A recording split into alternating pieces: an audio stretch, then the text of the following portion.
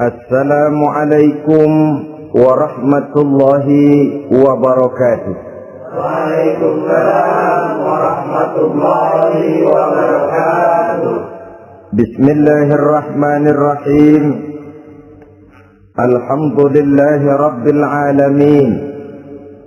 Wassalatu wassalamu ala ashrafil anbiya'i wal mursalin, Sayyidina wa maulana Muhammadin wa ala alihi wa ashabihi al-mujahidin at-tahirin, amma ba'du. Saudara-saudara kaum muslimin seiman dan sekeyakinan yang berbahagia, pada suatu hari seketika sedang berkumpul dengan para sahabat, Rasulullah pernah memberikan peringatan. Beliau bersabda, yushiku an tada'a alaikumul umamu kama tada'al akanatu ala qas'atiha. Pada suatu saat nanti akan datang di tengah-tengah kamu, wahai umat Islam, di mana orang-orang lain di sekeliling kamu akan bersatu mengerubungi kamu seperti bersatunya orang-orang mengerubungi makanan di atas meja hidangan. Akan datang satu saat nanti di mana kondisimu dikepung sedemikian rupa, yang barat mau menerkam, yang timur mau menghantam, yang selatan mau menginjak-injak, yang utara pun akan menjelajah. Kondisimu seperti makanan di atas meja hidangan. Sebagian sahabat merasa heran dan terkejut, lalu mereka bertanya, amin qillati nahnu yawma idzin ya Rasulullah? Apakah jumlah kami pada waktu itu sedikit ya Rasul? Kami sampai dikepung sedemikian rupa? Beliau menjawab, bal antum yauma idzin katsir. Sama sekali tidak. Kamu tidak sedikit pada saat itu. Bahkan jumlahmu sangat banyak. Kamu adalah mayoritas. Walakinnakum ghusa'un ka ghusa'is sail. Tetapi keadaanmu saat itu persis seperti buih di lautan. Banyak tetapi centang perenang. Banyak tetapi tidak punya daya dan kekuatan. Banyak tapi dipermainkan gelombang lautan, dihempaskan ke tepian pantai tanpa punya makna dan arti. Kondisimu pada saat itu kuantitas yang tanpa kualitas, sehingga orang lain enak saja mengepung kamu. Akidahmu didangkalkan, dibanjiri dengan peradaban dan kebudayaan yang menjauhkan dari agama. Dari segi maksiat dan munkarat seluruhnya mengepung sampai kita melepaskan nilai-nilai Islam kita ini. Dan celakanya, sambung beliau, wal yanzi'anna fi qulubi aduwikumul mahabata minkum. Akan dicabut kehebatanmu di mata musuh-musuhmu, sehingga pada saat seperti itu orang lain memandangmu umat Islam enteng saja, remeh saja, tidak ada apa-apanya. Sudahlah, pokoknya umat Islam sikat saja. Umat Islam enteng, umat Islam kecil, umat Islam tidak ada apa-apanya. Alangkah ironinya, alangkah menyedihkannya, memilukan dan sekaligus memalukan. Umat yang mayoritas ini dipermainkan oleh yang minoritas. Umat yang jumlahnya terbesar, terbanyak, bahkan konon menurut catatan sampai 90%, tapi dipermainkan oleh mereka kelompok-kelompok kecil ini. Wal yakzifanna fi qulubikumul wahn. Pada saat itu di hatimu dicampakkanlah penyakit wahan.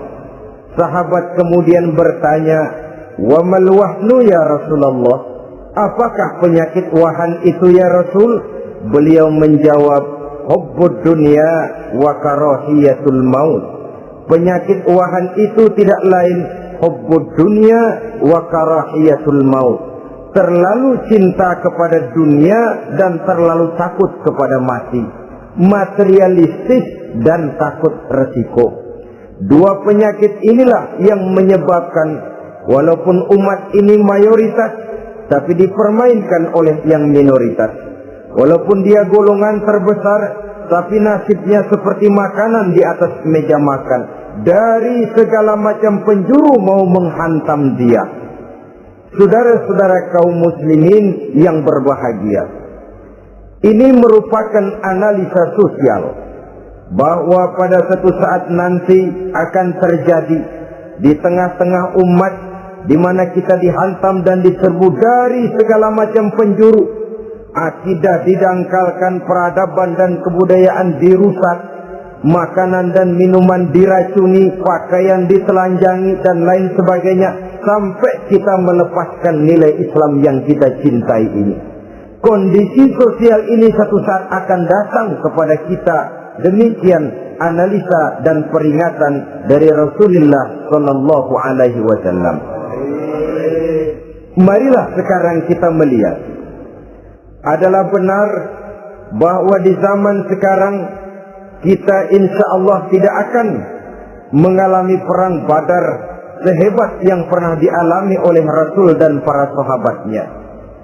Tetapi sesungguhnya perang yang kita hadapi di zaman sekarang ini tidak kalah hebatnya dengan perang Badar, tidak kurang dahsyatnya dengan perang Uhud, tidak kurang ngerinya dari perang Khandaq.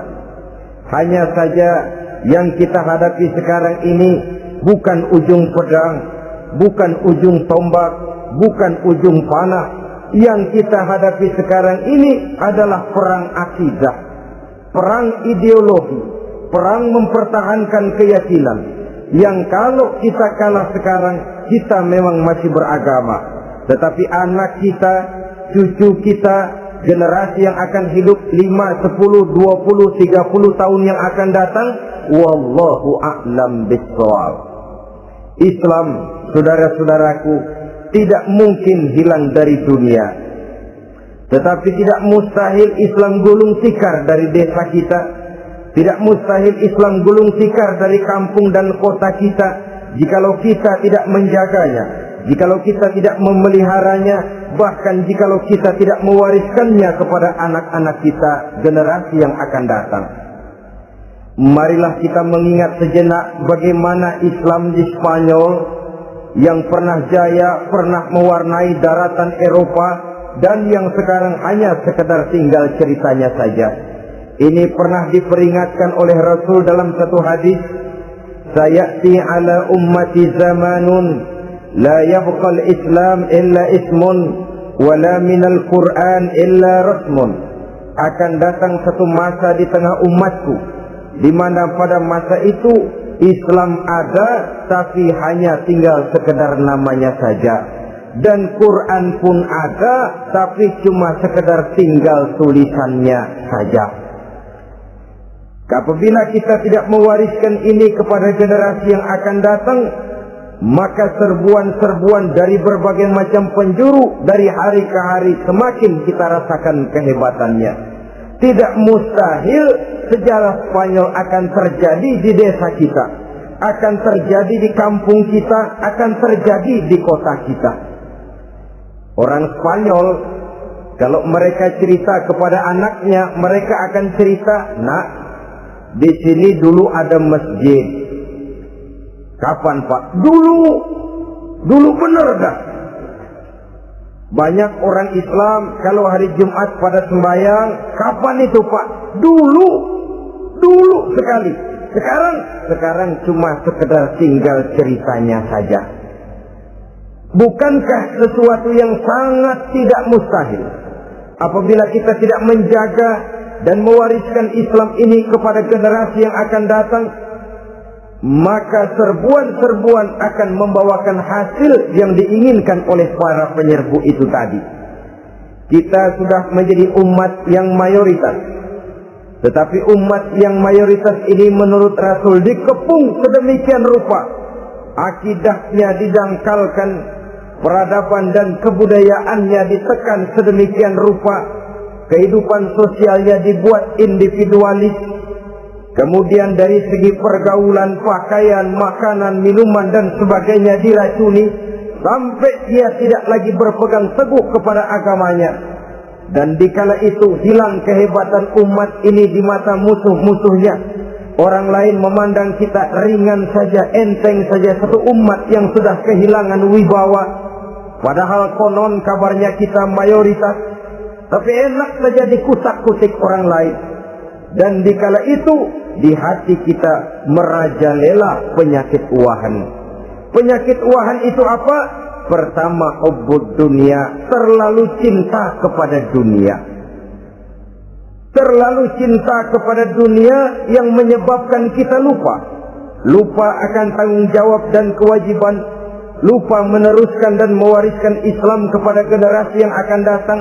Kita berlomba hanya untuk mengejar dunia dan seluruh isinya.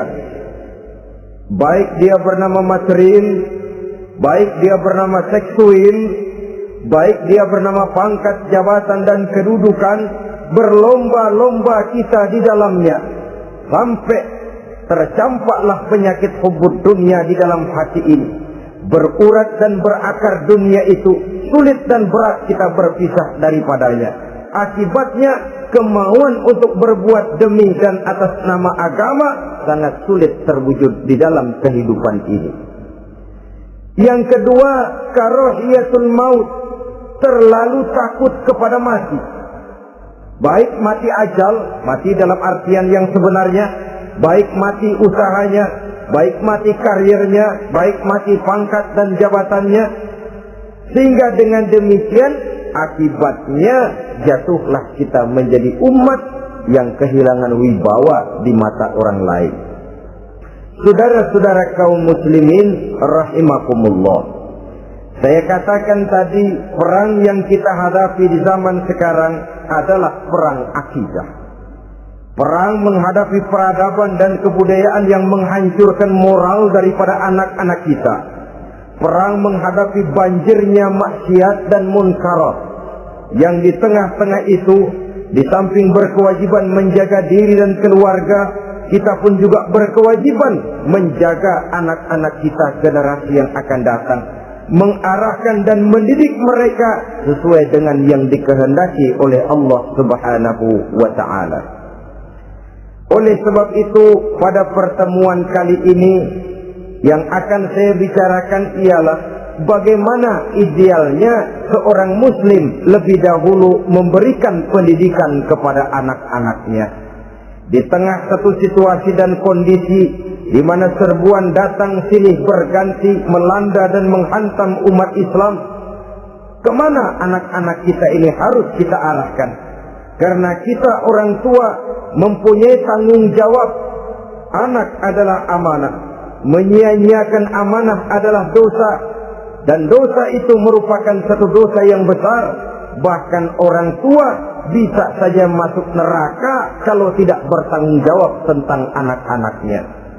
Satu riwayat menjelaskan ada orang soleh, ngajinya cukup, sholatnya cukup, puasanya cukup, zakatnya cukup, di mana ada majelis taklim hadir, baca Quran hobi, fitnah orang tidak pernah. Di akhirat setelah disidang dia ternyata lebih banyak kebaikannya daripada kejahatannya, maka dia pun diperintahkan dan dipersilahkan masuk ke dalam surga. Giliran anaknya disidang, biang okem nih anak. Ditanya, siapa Tuhanmu? Tidak tahu. Siapa nabimu? Tenyaho. Apa kitabmu? Ora gelem. Kamu pernah sholat? Tidak. Zakat? Tidak. Puasa? Tidak. Judi? Hobi. Zina? Tiap malam. Mabuk? Berat. Wah, brengsek kamu. Kebaikan tidak ada barang sedikit pun, sementara kesalahan dan dosa berlipat ganda. Kamu neraka. Anak ini protes. Benar, saya tidak kenal siapa Tuhan saya. Saya tidak tahu siapa Nabi saya. Saya tidak tahu kitab suci dan kiblat saya. Saya tidak sholat, tidak zakat, tidak puasa. Tiap malam saya judi, saya zina, saya mabuk. Tapi saya kerjakan semua itu karena saya tidak tahu dan orang tua saya tidak pernah memberitahu saya. Dia enak-enakan hadir di majelis taklim, saya nyekek botol, didiemin saja. Dia enak-enakan baca Quran, saya zina, didiamkan saja. Saya bukan tidak mau, orang tua saya sama sekali tidak pernah mendidik saya. Dia mau benar sendiri. Maka kalau sekarang saya harus masuk ke dalam neraka, saya menuntut agar orang tua saya ikut sama-sama bergabung dengan saya ke dalam neraka. Gara-gara dia tuh saya jadi begini. Orang tuamu yang mana? Tuh, yang barusan mau ke surga. Ini orang tua yang sudah mau berangkat ke surga dipanggil. Sebentar dulu, Mas.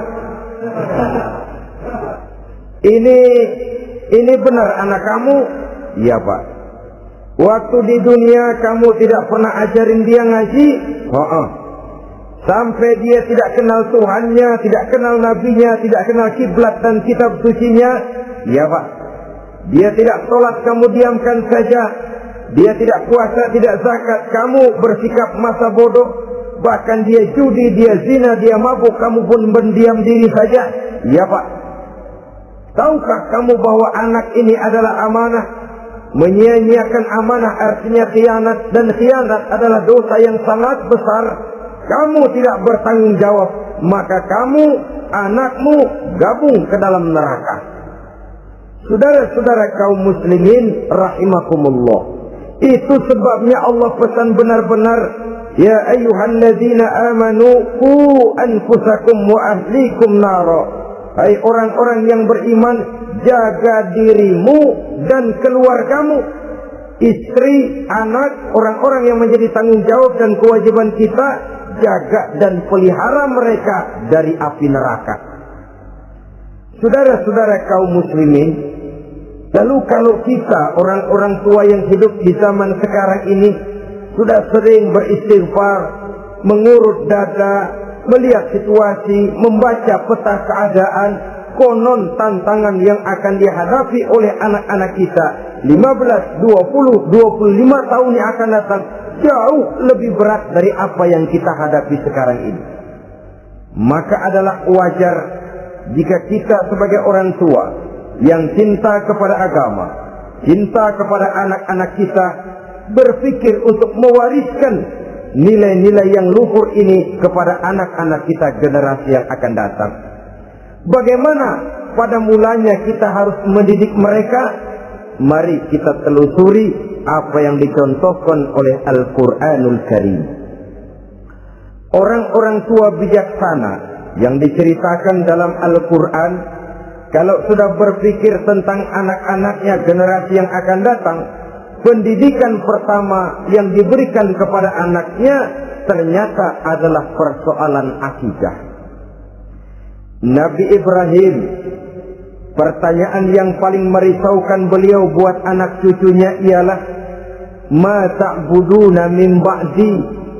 Saudara bisa lihat surah Al-Baqarah ayat 133. Anak-anakku, kalau pada satu saat nanti aku, ayahmu ini sudah tidak ada lagi, meninggalkan kamu semua, meninggalkan kehidupan dunia ini, ma ta'buduna min ba'di, apa yang akan kamu sembah nak kalau ayah sudah tidak ada lagi?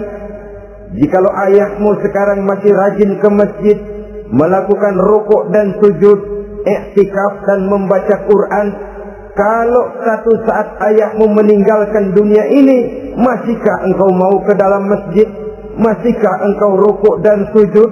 Masihkah engkau i'tikaf? Ma ta'buduna min ba'di, apa yang akan kamu sembah kalau aku ayahmu tidak ada lagi nak?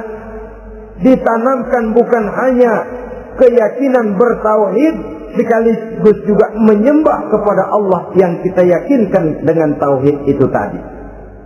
Bukankah berbeda dengan kita kebanyakan orang tua sekarang? Kita tidak pernah berpikir ma ta'buduna min ba'di. Kalau bapak tidak ada, kamu nyembah apa nak? Kita orang tua sekarang pagi-pagi malah berpikir ma ta'kuluna min ba'di. Kalau bapak nggak ada, kamu nanti makan apa nak? Bukan nyembah apa yang kita pertanyakan, bukan nyembah apa yang kita khawatirkan, makan apa nak? Maka yang dicari lalu sekolah-sekolah yang bonafit, yang tidak peduli apakah itu merusak imannya, mematikan akidahnya, menghancurkan keyakinannya. Yang penting ada jaminan hari depan bisa dapat lapangan kerja. Akibatnya berduyun-duyun orang-orang tua muslim menyekolahkan anaknya di sekolah-sekolah yang bukan Islam, yang nyata-nyata membahayakan akidahnya, dididik dengan kultur dan budaya yang bertentangan dengan nilai-nilai agamanya. Bukankah ini berarti merelakan anak untuk dikafirkan? Bukankah ini artinya menyerahkan anak untuk ditulis menurut selera para pendidik yang tidak sesuai dengan nilai akidah yang dimilikinya? Mengapa kita tidak berpikir seperti Nabi Ibrahim yang sebelum memberikan pendidikan kecerdasan, sebelum pendidikan matematika, IPS, PSBB dan disiplin ilmu lainnya, yang pertama ditanamkan ma ta'buduna min ba'di. Kalau ayahmu tidak ada, kamu menyembah apa nak? Menyembah Allah apa nanti malah menyembah harta? Menyembah Allah apa nanti malah mendewa-dewakan pangkat dan jabatan? Menyembah Allah apa malah nanti menyembah alam? Itu yang dikhawatirkan Nabi Ibrahim kepada generasi yang akan datang. Dan itu saudara-saudara yang seharusnya mengkhawatirkan kita kepada anak-anak kita generasi yang akan datang. Lihatlah serbuan akidah di zaman sekarang ini. Dimanfaatkan kemiskinan kita umat Islam. Diberikan kita tawaran berupa beras, pakaian, obat-obatan, kalau perlu beasiswa, asal bisa melepaskan keislaman kita ini. Bertahap, sedikit demi sedikit, step by step, sibran bi sibrin wa zira'an bi zira'in. Dan harus saya ingatkan, orang di zaman sekarang tidak mungkin menghantam Islam secara frontal. Tidak mungkin menghantam Islam terang-terangan, apalagi mengerahkan satuan militer. Tidak. Orang berhitung bagaimanapun kondisi dan kualitasnya umat Islam, mereka masih punya satu modal penting, fanatisme agama. Kalau ini disulut, api jihad segera berkobar, dan hanya maut yang bisa menghentikan orang yang dibakar dengan semangat jihad. Orang tahu itu. Betapa Uni Soviet kedodoran menghadapi mujahidin Afghanistan yang disulut oleh semangat jihad yang berkobar dengan persenjataan yang primitif ketimbang persenjataan Uni Soviet. Entos mereka pantang surut mundur ke belakang. Jadi jangan mimpi bahwa orang mau menghantam Islam ini dengan melarang pengajian, meruntuhkan masjid, menyegel pondok pesantren. Tidak. Melarang orang sholat. Tidak. Kalau perlu masjid diperbanyak, musola diperbesar. Tapi bikin itu masjid seperti museum. Besar, megah, mercusuar, tapi bikin seperti museum. Tempat orang kagum, tempat orang memuji, tapi sunyi dari nilai-nilai ibadah. Saudara-saudara kaum muslimin, untuk sampai kepada penghantaman akidah, jalan yang paling mudah dirintis sekarang ini secara bertahap dan sistematis, memisahkan umat Islam dari Islamnya. Biarkan mereka bernama Muslim. Biarkan di atas kartu penduduknya tertulis agama Islam. Tapi tanamkan budaya-budaya yang menyebabkan cara bergaul mereka, cara berumah tangga mereka, cara bertetangga mereka, sampai kepada cara mereka berpakaian, cara mereka bergaul, cara mereka makan dan minum, cara mereka mendidik dan menyekolahkan anak sama sekali tidak lagi mencerminkan nilai-nilai yang islami. Itu sudah satu usaha yang paling praktis, memisahkan umat Islam dengan Islamnya. Kalau sadarlah kita ke arah ini usaha orang di zaman sekarang, maka yang harus pertama kita tanamkan kepada anak-anak kita, didik mereka dengan jiwa tauhid yang mengkristal di dalam batinnya, meresap sampai ke tulang sumsumnya, yang tidak akan sampai pun nyawa berpisah dari badannya. Akidah itu tidak akan berpisah dari hatinya. Bahkan dia sanggup dengan tegar berkata, lebih baik saya melarat karena mempertahankan iman daripada hidup mewah dengan menjual akidah. Satu khitbah, satu garis kehidupan yang perlu kita wariskan kepada anak-anak kita, generasi yang akan datang. Dahulu ada satu tradisi, saudara-saudara. Kalau anak gadis kita dilamar orang lalu bertanya, anakmu mau ngelamar gadis saya, apa sudah khatam Quran berapa kali? Apa sudah bisa baca kitab macam-macam dan lain sebagainya? Sehingga lahirlah satu kebanggaan. Apapun motifnya, tapi pertanyaan semacam ini zaman sekarang sudah langka. Paling-paling yang ditanya kalau anaknya dilamar orang, anakmu kerja di mana? Gajinya sebulan berapa? Kendaraannya bebek apa soang? Apa-apa. Itu yang kita pertanyakan, berkisar di seputar materi, kerja, job, status sosial, dan lain sebagainya. Perkara bisa baca Quran atau tidak, nomor 18. Perkara sembahyangnya rajin apa tidak, nomor 36. Saudara hadirin, akibatnya terjadi pergeseran nilai. Maka mendidik anak menurut tuntunan Quran adalah seperti yang diberikan contoh oleh Luqmanul Hakim, yang diceritakan dalam surah Luqman mulai ayat 11 dan selanjutnya. Apa pendidikan pertama yang harus kita berikan kepada anak? Pertama, ya bunayya la tusyrik billah. Wahai anakku, jangan sekali-kali engkau menyekutukan Allah. Nah, jaga tauhid, pelihara iman, mantapkan akidah. Ini dasar yang pertama. Belum lagi anak mengenal berbagai macam disiplin ilmu, yang pertama ditanamkan tauhid.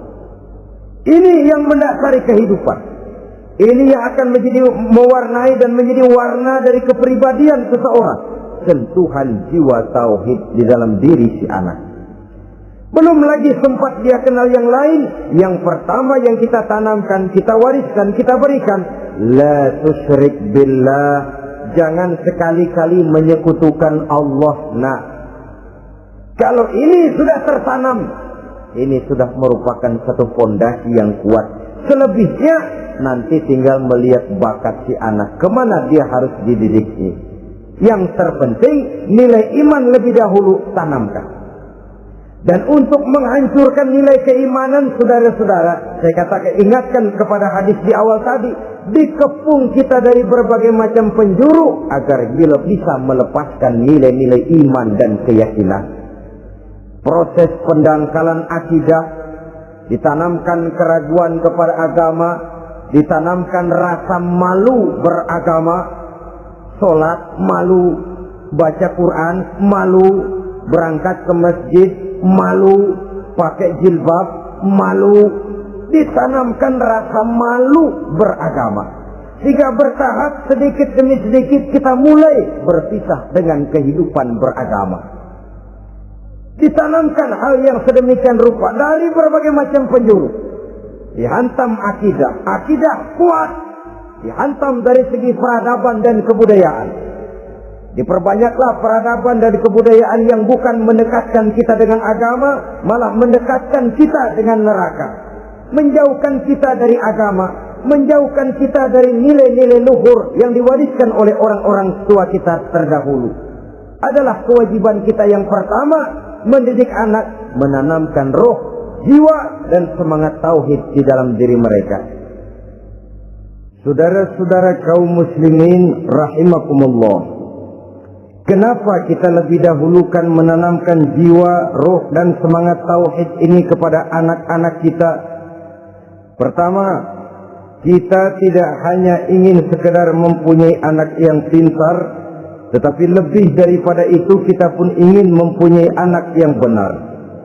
Segala macam disiplin ilmu, segala macam bentuk penalaran ilmiah dan pengisian intelektualitas manusia mungkin di satu sisi akan membuat dia pintar, tapi di sisi lain belum tentu akan membuat dia benar. Nabi pernah memberikan peringatan, man izdada ilman wa lam yazdad huda lam yazdad minallahi illa bu'da. Orang yang hanya bertambah ilmu pengetahuannya tapi tidak bertambah hidayah dari Allah, tidak makin mantap keimanannya, maka seluruh nilai-nilai ilmunya hanya akan menjauhkan dia dari Allah Subhanahu wa ta'ala. Dan adalah lebih merupakan azab daripada nikmat kalau kita diberikan ilmu pengetahuan yang hanya akan menyebabkan kita semakin jauh dari Allah Subhanahu wa ta'ala.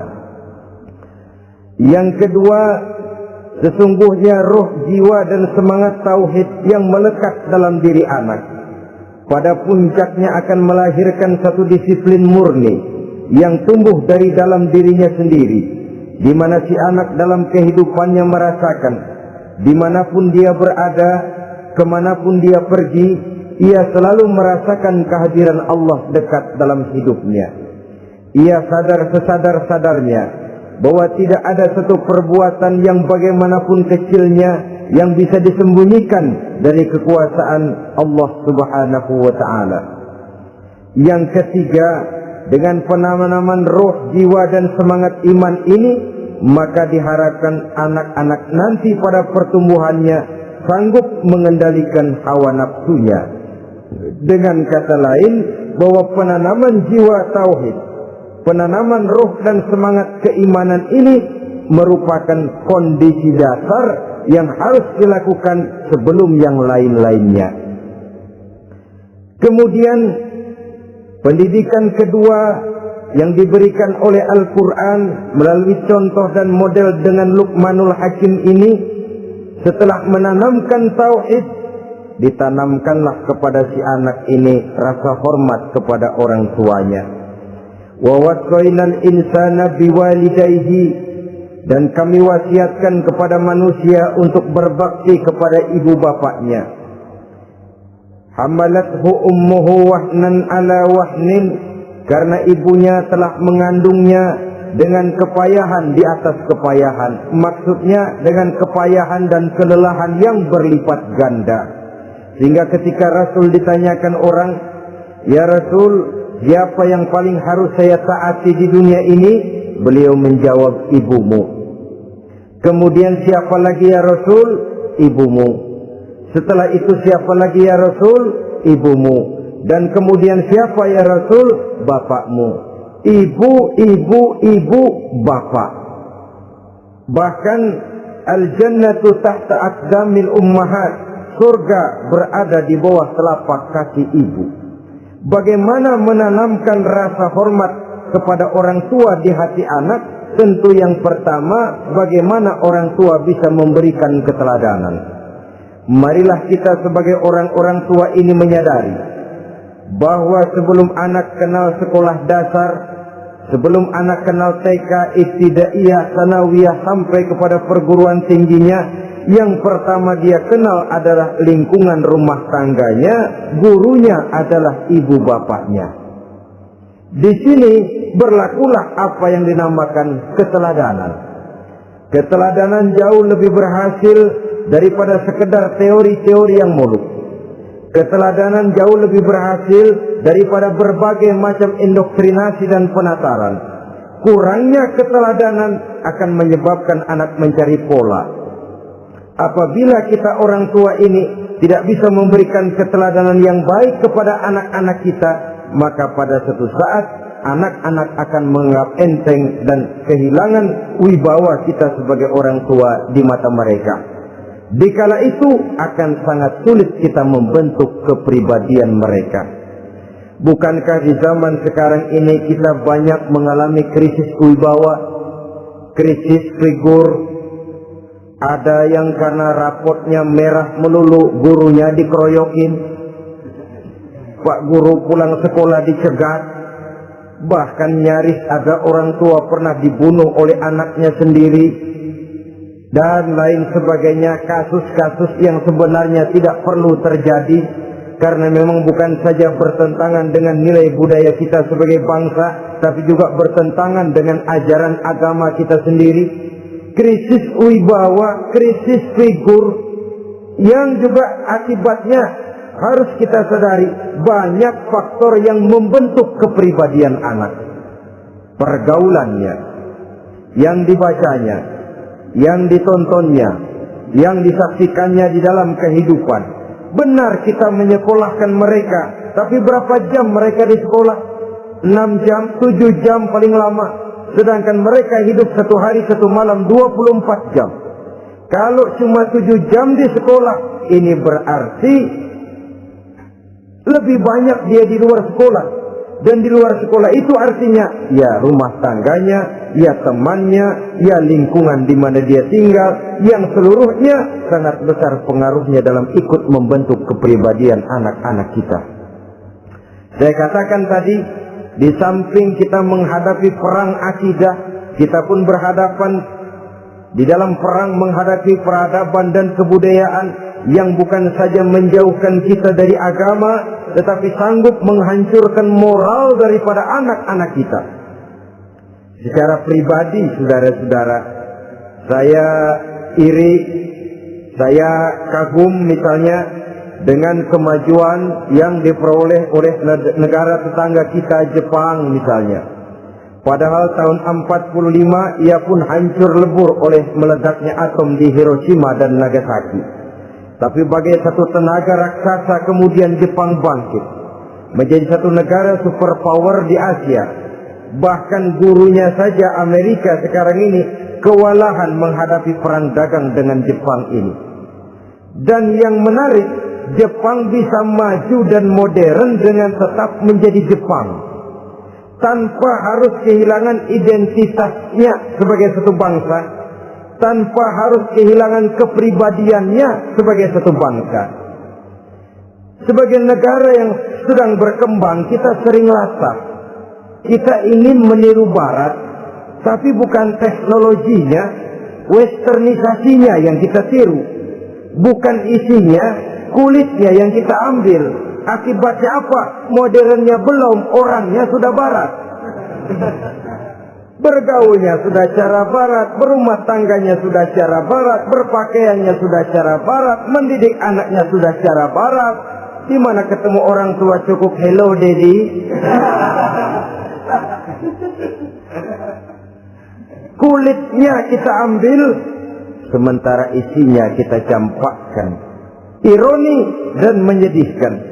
Padahal kita sesungguhnya bisa maju dan modern, bisa mengejar segala ketinggalan dan keterbelakangan kita, dengan tetap menjaga nilai-nilai luhur budaya kita sebagai satu bangsa, mengambil isinya, dan kalau memang tidak perlu, lalu mencampakkan kulitnya. Pengaruh peradaban dan kebudayaan yang menghancurkan moral daripada anak-anak kita oleh pesatnya arus teknologi, oleh pesatnya arus komunikasi, di mana hal-hal yang terjadi di belahan dunia lain dapat kita saksikan hari ini juga melalui layar televisi, yang terjadi di Amerika, di Eropa, di Afrika, di ujung dunia yang paling ujung sekalipun. Di ujung dunia yang paling ujung, hari ini kejadian, hari ini sudah bisa kita saksikan. Pesatnya arus komunikasi, kalau jatuh ke tangan anak-anak kita yang belum mempunyai filter, daya saring positif, akan dicerna oleh mereka tanpa memilah dan memilih. Akibatnya orang kampung bilang kelolodan. Makan nggak dikunyah lagi, tentu saja akhirnya kelolodan. Dan kalau sudah kelolodan, menyusahkan kita seluruhnya. Oleh karena itu budaya menghormati orang tua perlu dijaga, perlu dipelihara dan diwariskan kepada anak-anak kita. Tali silaturahmi sehingga ada respeknya kepada orang tuanya. Jangan bapaknya dianggap CS, ibunya dianggap CS, kakeknya dianggap CS. Hilang rasa respek, hilang rasa menghormati. Sementara orang tua sendiri tidak bisa memberikan keteladanan, kurang mendapat perhatian dan lain sebagainya. Apalagi kalau baik ibu maupun bapak adalah orang-orang karier yang setiap hari sibuk menghadapi tugas masing-masing. Bapak sibuk rapat, pindah kantor sana kantor sini, ibu sibuk arisan, besarlah anak-anak di tangan pembantu dan lain sebagainya, sehingga dia merasa kurang mendapat perhatian, dan ini akan ikut membentuk warna dari kepribadian yang dimilikinya. Sampai kepada pelosok-pelosok desa, jaringan televisi memang menguntungkan. Tapi kalau sudah sampai kepada menayangkan budaya-budaya yang tidak sesuai dengan pola di mana mereka tinggal, pola lingkungannya, dan ingin mereka terapkan dalam kehidupan, ironi dan menyedihkan. Maka sering dikatakan, jikalau ABRI masuk desa, rakyat beruntung. Jikalau listrik masuk desa, rumah jadi terang. Jikalau koran masuk desa, rakyat jadi cerdas. Jikalau hakim masuk desa, rakyat lalu sadar hukum. Tapi jikalau maksiat dan munkarat masuk desa, minuman keras masuk desa, judi masuk desa, pelacuran masuk desa, rakyat tentu kiamat. Dan kita harus punya budaya untuk memilah dan memilih, mempunyai filter untuk jadi daya saring positif. Oleh karena itu, saudara-saudara, tahap kedua setelah menanamkan jiwa tauhid kepada anak, tanamkan rasa hormat kepada orang tuanya. Orang tua itu ibu bapaknya, orang tua itu guru-gurunya yang mengajarkan dia, atau yang dianggap tua yang lebih senior dari dia. Karena tidak ada satu peradaban yang berdiri sendiri. Bagaimanapun maju dan modernnya kita sekarang, tentu merupakan mata rantai yang berkaitan dari generasi terdahulu. Ini yang kedua. Setelah tauhid, berbakti kepada ibu dan bapak. Tidak ada satu kebahagiaan yang bisa ditegakkan di dunia ini tanpa doa, tanpa restu daripada ibu dan bapak. Ini keramat hidup. Doanya dikabul Allah dan kutuknya juga dikabul oleh Allah Subhanahu wa ta'ala. Jadi mendidik anak setelah menanamkan jiwa tauhid, menanamkan rasa hormat dan taat berbakti kepada ibu bapaknya. Itu yang kedua. Kemudian yang ketiga, melalui model Luqman, Quran mendorong kita untuk mendidik anak, menanamkan etika otonom. Apa itu? Ya bunayya, innaha in takum mithqala habbatin min khardalin fatakun fi sakhratin aw fis samawati aw fil ardi ya'ti biha Allah. Wahai anakku, sesungguhnya kalau ada satu kebaikan yang kamu kerjakan, kecil, tidak nampak oleh pandangan mata yang zahir, yang kecil itu tersembunyi di puncak langit, di dasar bumi yang paling dalam, atau di tengah batu hitam sekalipun, Allah pasti mengetahuinya dan pasti akan memberikan balasan yang seadil-adilnya. Pendidikan apa ini? Pendidikan moral, menanamkan etika otonom. Nah, kau berbuat baik jangan karena dilihat orang. Kau tidak mau melakukan kejahatan jangan cuma karena ada polisi. Kalau ada polisi kau tidak mau jahat, kucing juga begitu. Coba lihat kucing, taruh ikan asin di piring kaleng, tongkrongin. Aduh, kucing kalem, sopan, tenang. Sedikit kita lengah, habis ikan digarap. Tapi ditanamkan satu kesadaran, kemanapun kau pergi, apapun yang kau kerjakan, tersembunyi di tengah batu, di dasar bumi, di puncak langit, Allah pasti tahu. Dalam bahasa yang ringan, Kita ini diawasi oleh 2 hiperkomputer yang maha sensitif, produksi langit, mereknya Rockheed dan Asid. Itu komputer yang sangat peka dan sensitif. Jangankan kita berbuat, kita berniat baik saja, komputer sudah nyatet sendiri. Inilah yang orang sekarang namakan waskatna, pengawasan malaikat. Kalau hidup sudah merasa diawasi oleh malaikat, waskat berhasil. Tapi kalau waskat sudah diawasi malah nekat, itu yang gagal. Atau yang diawasi dan yang mengawasi sama-sama sepakat, itu juga bisa cintai. Saudara-saudara kaum muslimin rahimakumullah, waskat dalam pengertian kita muslim, bagaimana hidup ini merasakan diawasi oleh malaikat. Intelektualitas yang tinggi sekalipun, IQ yang nilainya plus sekalipun, disiplin ilmu yang bagaimanapun banyak yang memenuhi benak kita, tanpa diiringi oleh etika otonom, orang sering mencari celah dan kesempatan. Mencari celah dan kesempatan. Tapi kalau sudah merasa, kemanapun saya pergi, dimanapun saya berada, kebaikan bagaimanapun sekecilnya saya lakukan, toh Allah pasti akan memberikan balasan. In khairan fa khairun, wa in syarran fa syarrun. Jikalau baik, baik balasan yang kita terima. Jikalau jahat, jahat kejahatan yang kita terima. Kalau sudah ke arah ini kita berpikir, maka sesungguhnya kalau kita berbuat baik kepada orang lain, hakikatnya kita sudah berbuat baik kepada diri kita sendiri. Lalu tidak ada merasa rugi berbuat baik kepada orang. Karena manakala dia melakukan kebaikan kepada orang lain, artinya dia sudah berbuat baik untuk dirinya sendiri. Jadi setelah tauhid, kemudian berbakti kepada ibu bapak, yang ketiga baru pendidikan tentang akhlak, tentang moral. Pola ini yang sering terlupakan oleh kita, bahwa bagi kita itu pendidikan tidak lain upaya mencerdaskan otak anak. Jangan sampai sebab ini kelihatannya pembangunan makin maju, persaingan hidup makin tajam, tensi ekonomi semakin tinggi, sementara jumlah tenaga kerja dengan lapangan kerja yang tersedia jauh dari mencukupi. Jikalau tidak membekali anak dengan pendidikan yang menunjang lapangan pekerjaan, orang tua khawatir, takut sekali anaknya jadi gelandangan. Dikhawatirkannya kehidupan dunia ini, sementara dia lupa kalau anaknya bisa jadi gelandangan di akhirat. Padahal selama-lamanya gelandangan di dunia, paling seumur manusia itu 60 tahun, 70 tahun lah umur orang sekarang. 70 itu sudah luar biasa itu.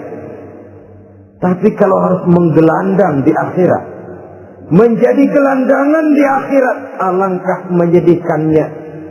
Apakah akan kita korbankan satu kehidupan yang langgeng, abadi, cuma karena tertipu oleh fata morgana dan kamuflase? Kita korbankan yang sedikit, kita korbankan yang besar karena kita memilih yang sedikit. Dalam bahasa Al-Quran memang pernah diceritakan hidup ini hakikatnya perlombaan, saudara-saudara. Perlombaan. Dan di dalam perlombaan itu ada yang menang, ada yang kalah.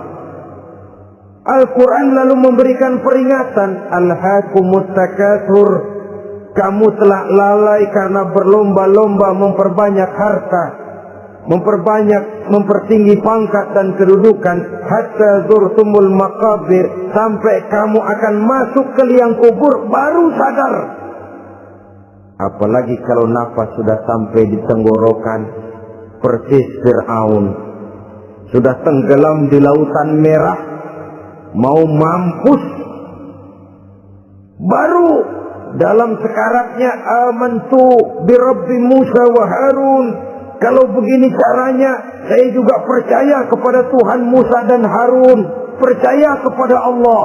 Sudah mau mati, baru amantu bi Rabbi Musa, kami percaya kepada Tuhan Nabi Musa, kata Fir'aun.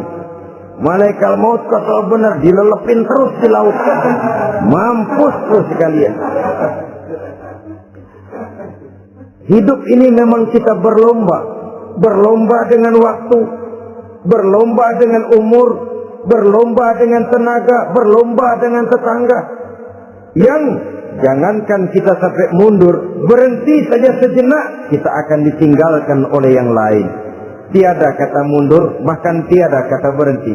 Sekali kita melangkah, melangkahlah terus. Tapi berlombalah seperti yang dikehendaki Quran. Fastabiqul khairat. Berlomba-lombalah di dalam kebajikan. Jangan berlomba-lomba di dalam kemaksiatan, kemunkaran, kejahatan. Berlombalah dalam urusan kebaikan. Saudara-saudara kaum muslimin rahimakumullah. Tauhid, berbakti kepada ibu bapa, kemudian pendidikan tentang moral. Apabila pendidikan tentang moral sudah tertanam, barulah lihat bakat si anak. Kemana bakatnya?